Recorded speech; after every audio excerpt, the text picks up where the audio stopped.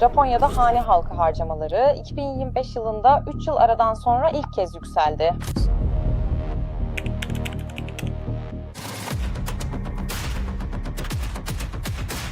Japon ekonomisi oldukça tuhaf bir sorunla karşı karşıya. Şu anda dünyanın en borçlu ülkesi konumunda. Gayri safi yurt içi hasıla oranı %248. Nikkei 225'te 1987'den beri en büyük günlük hareketi gördük. Deflasyon ve artan borçların birleşimi Japonya'da büyümeyi baskı altına aldı.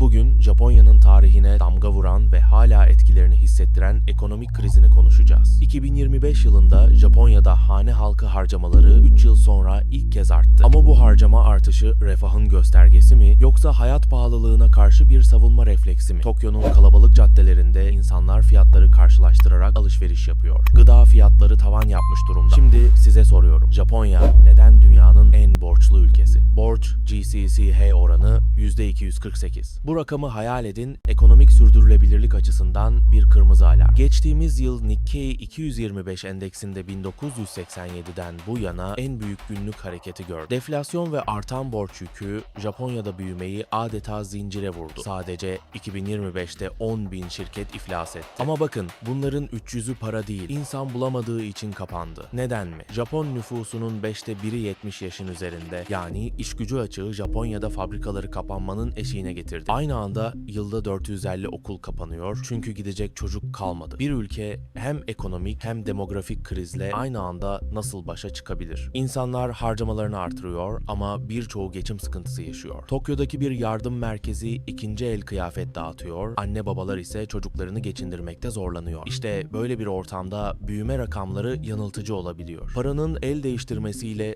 refahın artması aynı şey değil. Peki Japonya nasıl bu noktaya geldi? Bir zamanlar neredeyse ABD'yi yakalamış, Asya'nın en yüksek yaşam standardına sahip ülkesiydi. Şimdi ise azalan nüfus tuzağı ve borç sarmalı gibi iki teknik terimle yüzleşiyor. Azalan nüfus tuzağı, ekonomik büyümeyi baltalayan bir demografik sorun. Borç sarmalı ise faiz yüküyle ekonominin manevra kabiliyetini kısıtlayan finansal bir kısır döngü. Bu tablo bugünün Japonya'sını anlamamızı sağlayacak nokta olabilir. Japonya sadece ekonomik bir kriz değil, aynı zamanda bir insan kaynağı ve toplumsal sürdürülebilirlik kriziyle de karşı karşıya. Önceki videomuzdan da hatırlayacağınız gibi Fransa'da buna benzer bir sorunla karşı karşıya. Fransa videomuza da karttan ulaşabilirsiniz. Onu da izlemenizi öneririm. Hadi şimdi zamanı biraz geriye saralım.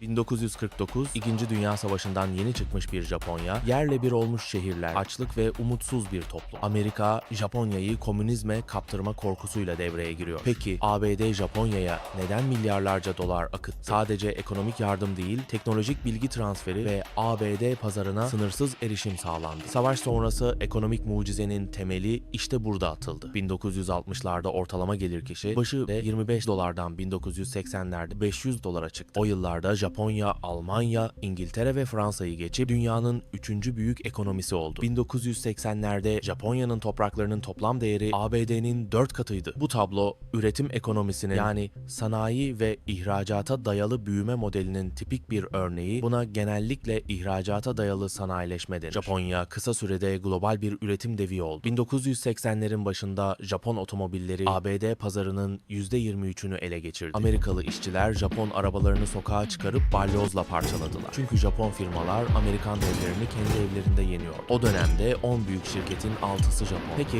Japonya'yı böylesine hızlı büyümeye iten dinamikler neydi? Teknolojik inovasyon ve verimlilikte müthiş bir atılım gerçekleştirdiler. Kendilerine özgü Kaizen felsefesiyle sürekli iyileştirme peşindeydiler. Ayrıca ABD ile olan ticari ilişkiler Japonya'nın ihracatını sırtladı. Basit bir ifadeyle ABD Japonya'ya hem pazar oldu hem örnek oldu. Ama her çıkışın bir de inişi var. Japonya'nın bu hızlı yükselişi beraberinde yapısal zayıflıkları ve aşırı bağımlılığı da getirdi. Az sonra göreceğimiz gibi bu bağımlılık Japonya'nın sonunu hazırlayacaktı. 1980'lerin ortasına geldiğimizde ABD tehdit algısıyla devreye girdi. Plaza Anlaşması ile doların değeri düşürüldü, yen ise hızla değer kazandı. Düşünün, 1985'te 1 dolar 260 yendi, 1987'de 130 yen. 2 yılda yarı yarıya. Bu hareket Japonya'nın rekabet gücünü yerle bir etti. Teknik bir tabirle ani döviz şoku yaşandı. yaşandı. Japonya bu darbeyi nasıl karşılamak istedi? İki yol izlediler. Birincisi, dev şirketler fabrikalarını Asya'ya ve ABD'ye taşıyarak iş gücünü dışarı çıkardı. İkincisi, Merkez Bankası faiz oranlarını %5'ten %5'e çekti. Amaç yatırımı ve teknolojik gelişimi teşvik etmekti. Fakat işler planlandığı gibi gitmedi. Burada devreye likidite tuzağı kavramı giriyor. Şirketler ve bireyler ucuz krediyi üretime değil, borsaya ve emlak piyasasına akıttı. Karlar kısa yoldan,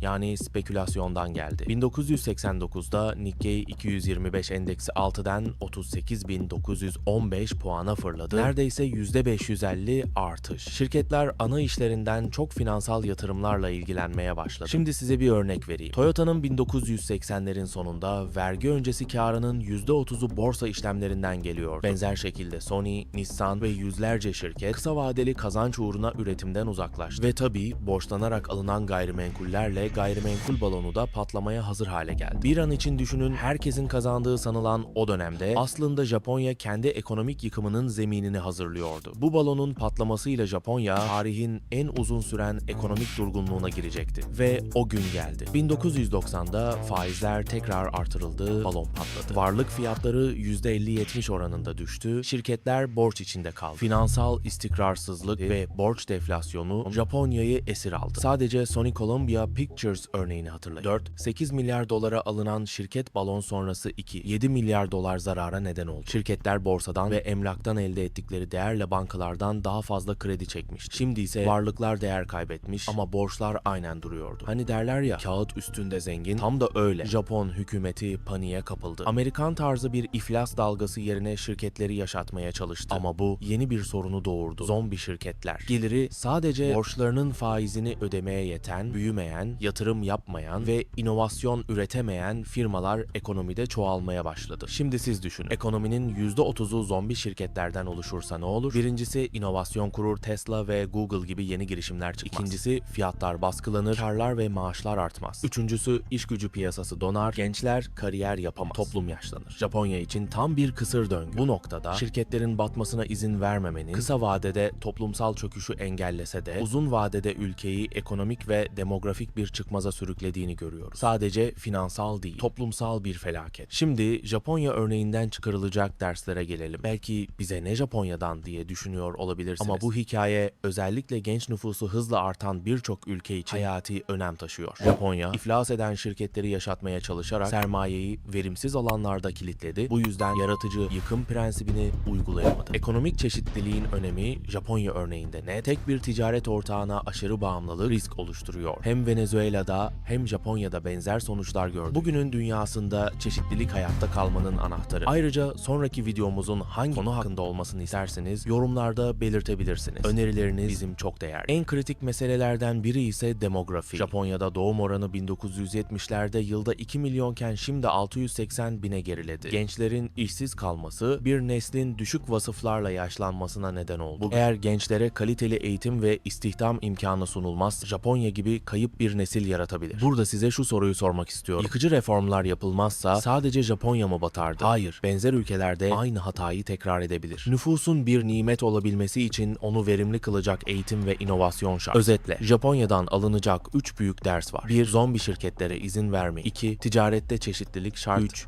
Gençleri işsiz ve umutsuz bırakmayın. Umarım bu Japonya hikayesi günümüz ekonomilerinde dönüşümün ve cesur kararların ne kadar hayati olduğunu bir kez daha gözler önüne sermiştir. Videomuzu beğendiyseniz beğen tuşuna abanmayı unutmayın. Ayrıca diğer videolardan haberdar olmak için abone olmayı unutmayın. Bir sonraki videoda görüşmek üzere.